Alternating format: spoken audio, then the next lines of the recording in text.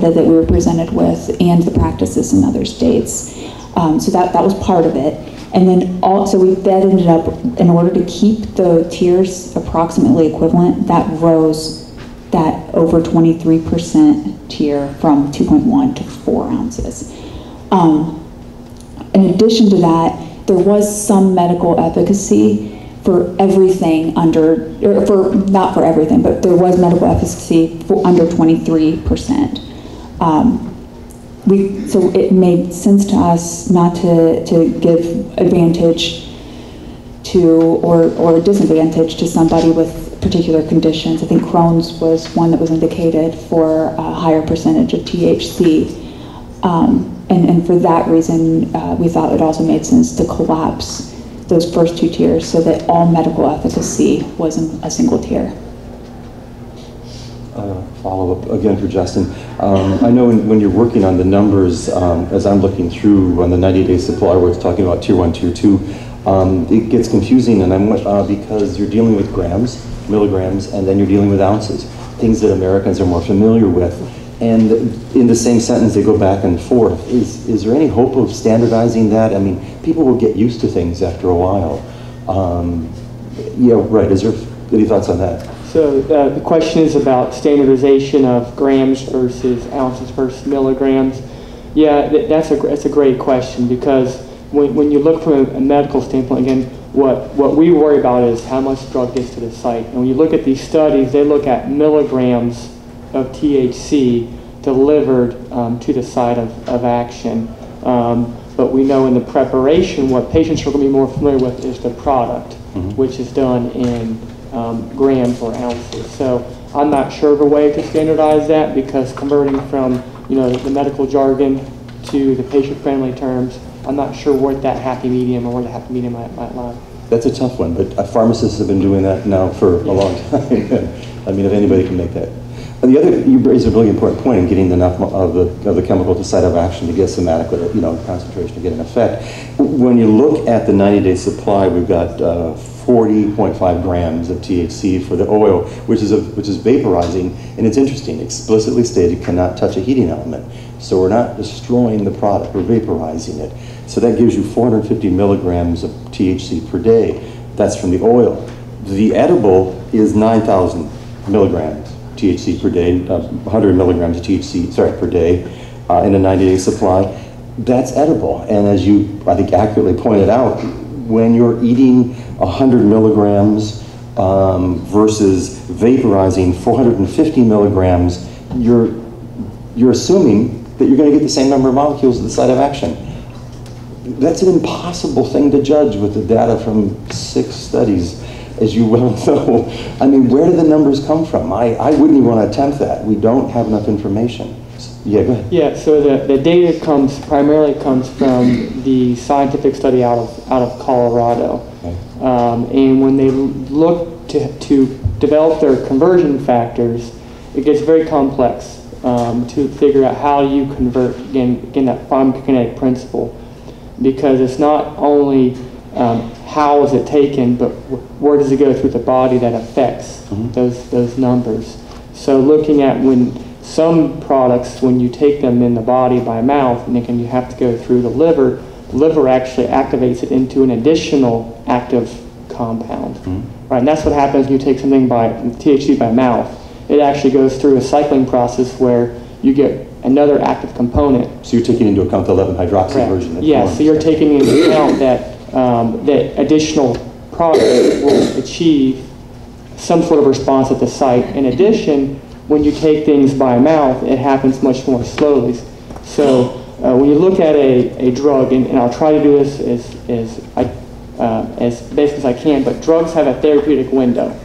Okay, so below the window, the drug's not working. Above the window, you have serious adverse effects. In this window, you expect to see the drug to work, and you expect to see common side effects that patients will tolerate.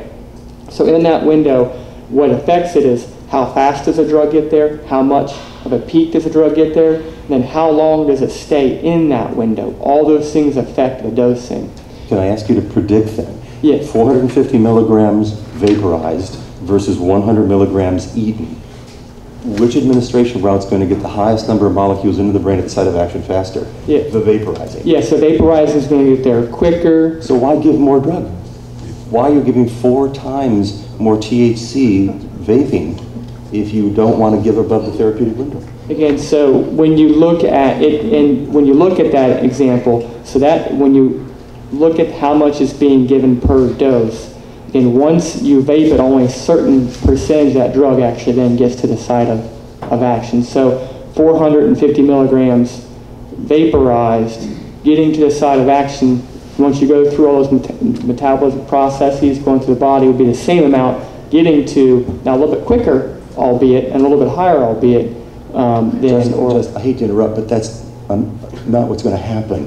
When you absorb drugs like nicotine from cigarette smoke through the lungs, it's not going through the liver first. There's no first pass. Correct, yes, right. I'm saying, the yes. same would be true for THC. Yes. So the point is that 450 milligrams of THC vaporized, inhaled, will go to the brain directly. There's no first pass effect through the liver. Correct. You get the whole dose in the brain. That's above therapeutic window is my concern. Usually what we do is edible, oral amounts, as you saw for the example that Aaron provided to us, is much higher to take into account the factors you just outlined. This is why most people would prefer to smoke anything over eating it. So my concern is 450 per day is too much. Yeah, so the committee, when we originally developed the recommendations, developed it, and you look at the tier process, the average amount of milligrams per dose was 230 milligrams approximately. Mm-hmm. So that was the work the committee had done. When that was collapsed, you saw that change in dose. When the 2 tiers were collapsed, you saw that increase from right around 200 milligrams a dose, or sorry, per day, to 400 milligrams per day. Mm-hmm. So yeah, the original recommendation from the committee based upon the data was a smaller amount with the tiered processes. Can I move on to a related point, which is that when Mr. Sherwood introduced the basics here a moment ago, THC is of course what we believe to be the active ingredient, but you brought up the fact that there's alternatives that are produced in the body, which is a great thing to consider. But also what we're going to talk about later are the components, the non-net psychoactive components in the drug that are going to have an aggregate effect. When you calculate the number of molecules of THC, the dose that we're administering in any way, how will you take into account the interference by the other factors that are in the oil or in the edible that will affect its psychoactive effectiveness, therapeutic effectiveness? Is there any way to predict that from the studies that you've seen? So yeah, with the current information available, we didn't have that type of data to our disposal. And I don't think it exists. Yeah, that's the challenge you have. Yeah. One thing I was just going to add to that, so there are a couple of things that we know and why we focused on THC as opposed to the ensemble effect, which we all understand does exist, and I think was what you're referring to. First, THC is what causes the psychoactive effect in marijuana, and our interest here is establishing a safe program, and from day one, we've made that very clear. We do want to have a safe program, so we do want to reduce the risk of adverse events to the extent possible, and we believe that the right way to do that is by reducing the risk of adverse events related to the psychoactive ingredient in marijuana. Mm-hmm. And in addition to that, we do have the bill asking us to take a look at THC content across forms. Thank you. Comments, questions? Yeah, Ted. So this is all very fascinating. You guys know that I appreciate the science very much, but pragmatically, I think a lot of the questions that pop up for patients is this dosing approach that's being taken here, this emphasis on 90-day supply, I do believe is foundational to creating true medicinal markets, and I applaud you for your efforts. But as I'm looking at this from a patient perspective, the concern is cost. And I think that the first run through the rules present some just questions, some gray areas. And so I think if it's okay, if I could just kind of run through some things that jump out.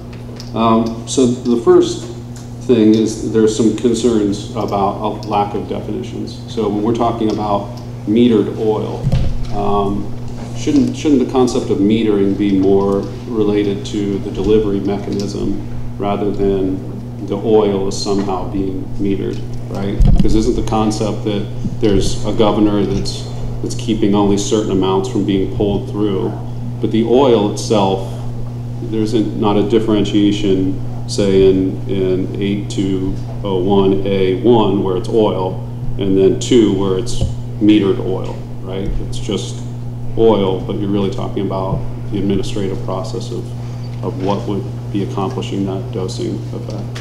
Is that the correct assumption from what we're seeing there? It is, and I can certainly go back and take a look at some of this, yeah. And then also, when we're talking about solid preparations here, can you describe for us what you're envisioning there?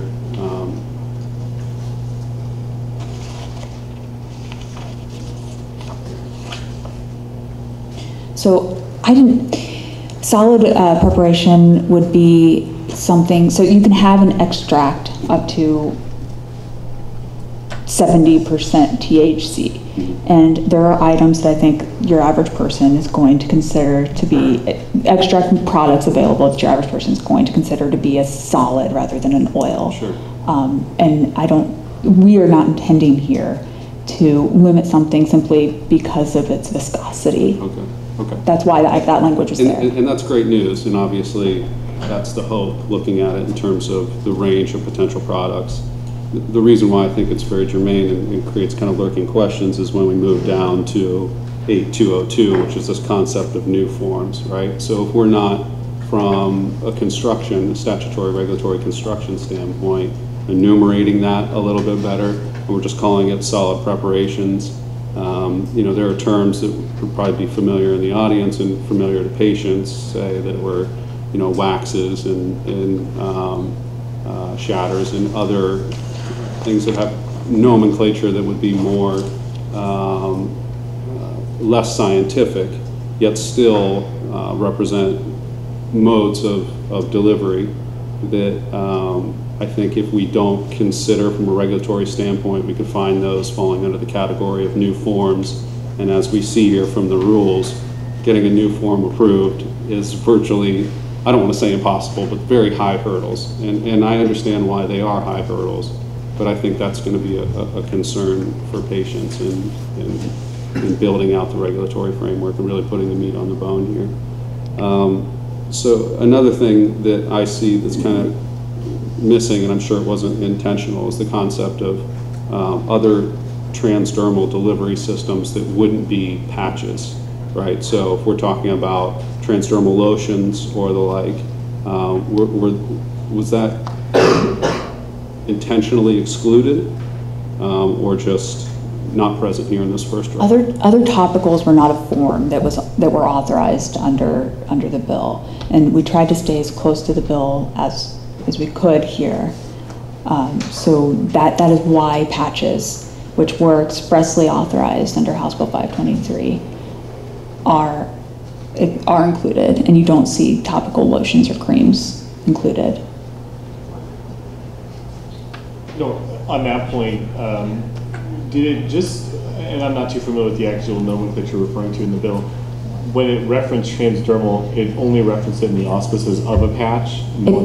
It doesn't say transdermal, it says patches. Got it. Mm-hmm. So would it be the position of the Board of Pharmacy that would require some sort of cleanup legislation to allow for, or do you feel like you have within what were, in many ways, ambiguities of saying, what the legislative intent behind an oil, a tincture, and those concepts were, that could be authorized, or should we understand from a public perspective that would require some sort of legislative action to include?